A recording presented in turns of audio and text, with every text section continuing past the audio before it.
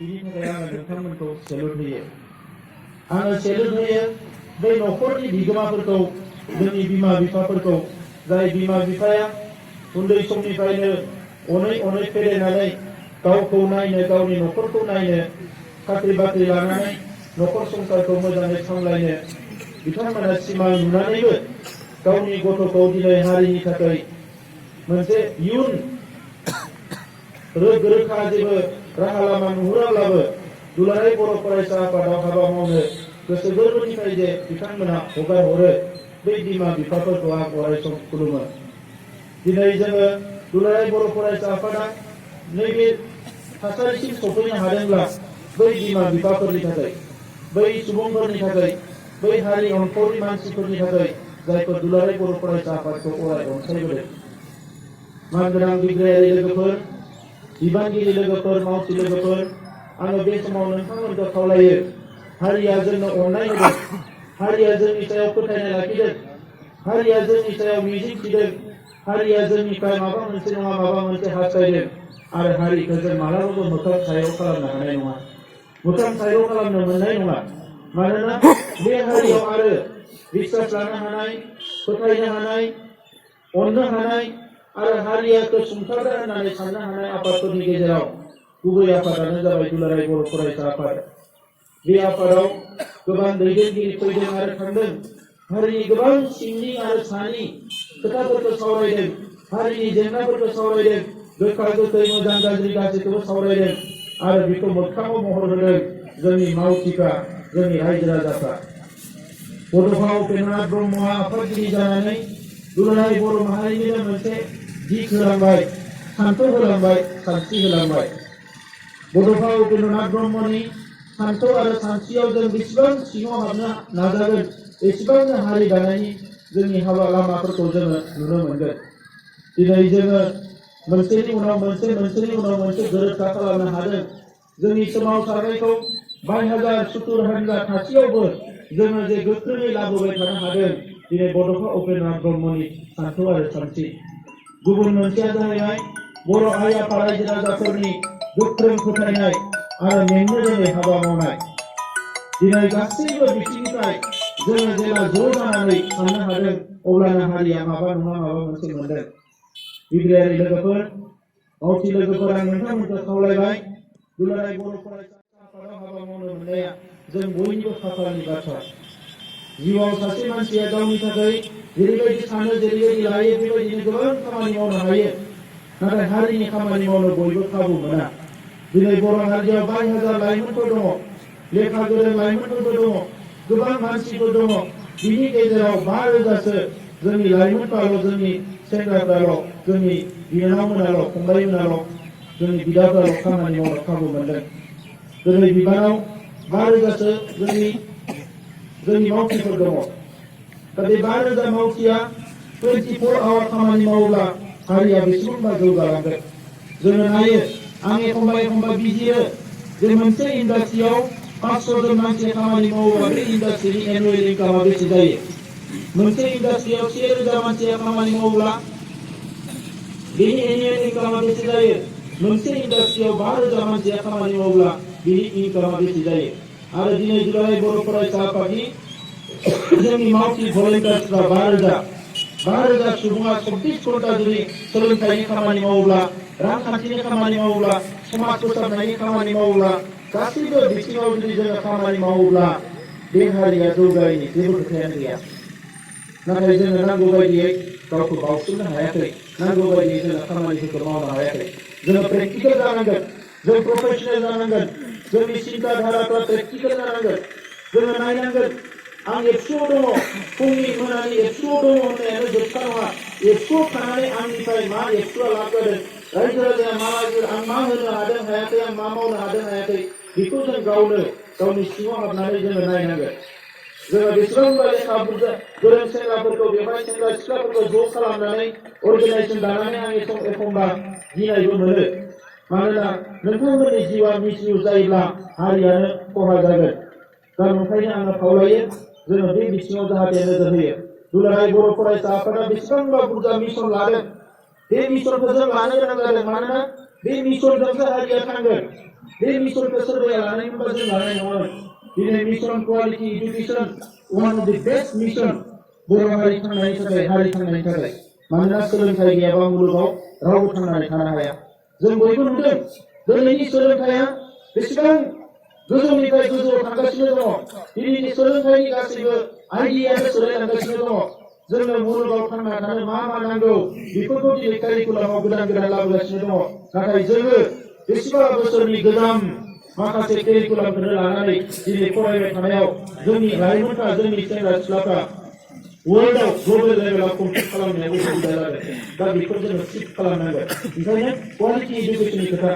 दिनै मोजां मोजां इनस्टिट्यूशन जोङो बिनानै लाबोनो हादों बे इनस्टिट्यूशनफोरखौ थाबैनो इस्टाब्लिश खालामनानै जोंनिफ्रायनो बेसेबा बुरजा दिनै सेन्ट्रेल इउनिभारसिटियाव रिसार्च खालामनो हानाय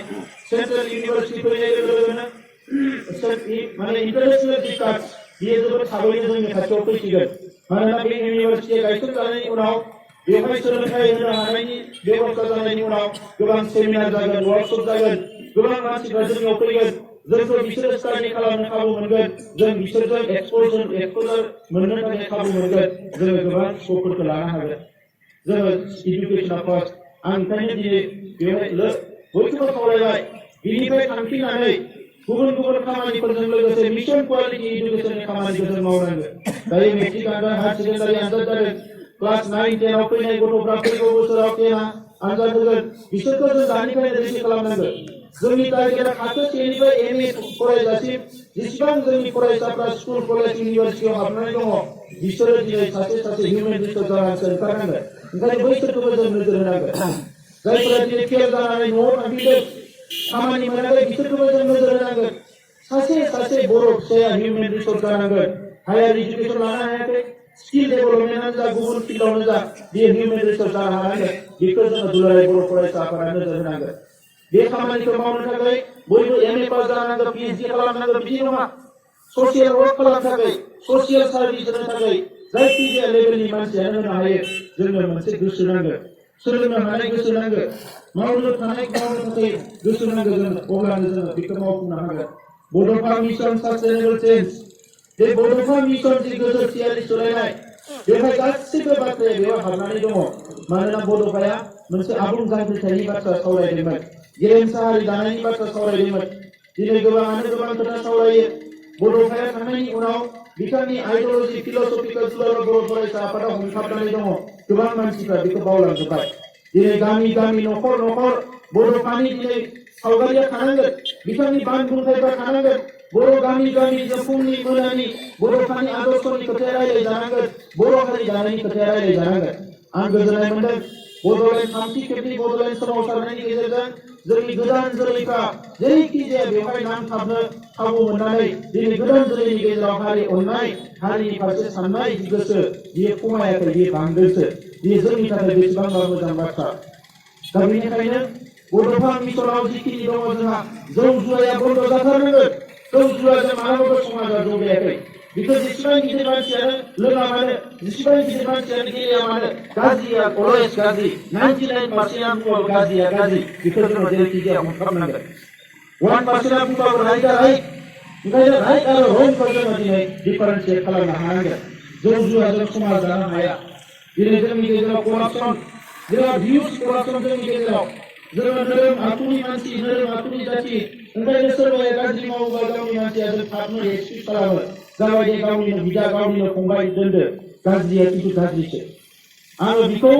समाजनिफ्राय बुथारनानै गारनांगोन होननानै बुङाखै नाथाय गाज्रिखौ जोङो कन्ट्रल खालामनांगोन बेखौ फोसाबनांगोन अब्लासो जोङो सोद्रोम हारि जानो हागोन जौगासार जानाय हारि जानो हागोन गेदेमा हारि जानो हागोन गेरेमसा हारि जानो हागोन दा ओंखायनो दुलाराय बर' फरायसा आफादा जाहाथे खुनु मोनसे गाज्रि शक्तिजों कमप्रमाइज खालामा बे गावनि जाथों मालायनि जाथों आं बयबो मावथिफोरखौ दिनै खावलायनानै दोनखाबाय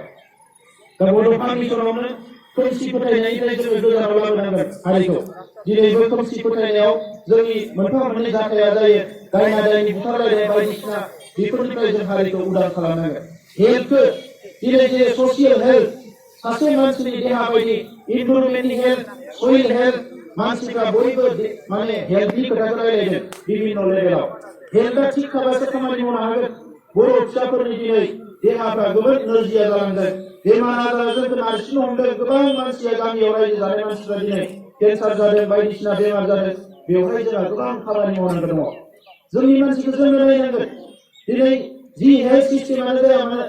देशनि जि हेल्थ सार्भिसानो जाया मानो बे मालाबाबो थोजासे जाया मुलुगनि जौगानाय हादोरफ्राव दिनै नांगौ बायदियै बिथांमोना होनो हादों नाथाय जोंफोरनि बायदि इन्डिया बायदि हादोराव जेराव 130-140 कोटि मानसि दिनै अनजिमा जेराव डाक्टारनि अनजिमाया खम हस्पिटालनि अनजिमाया खम बेवहाय जों नांगौ बायदि हेल्थ सार्भिसखौ मोननाय नङा नाथाय जोंनि हारिनि हेल्थआ जेब्लाबो मोजां जानांगोन ओंखायनो गामि गामि हेल्थ एवारनेस केम्प खालामनाय हेल्थआ मोजां थानो थाखाय गावनो एवारनेस गावनो सांग्रां जायोबा जोङो 70% खामानिखौ जों गावनो मावनो हायो मुलुगा जोंनि 20%ल' मावो दा ओंखायनो 75% मोजां जानो थाखाय जोङो हेल्थआव जोङो मा जानांगोन उन्दैनिफ्रायनो जोंनि मानसिफोरखौ सांग्रां खालामनांगोन बे बिथिङाव जाहाथे नोजोर होयो गुबुन फारसेथिं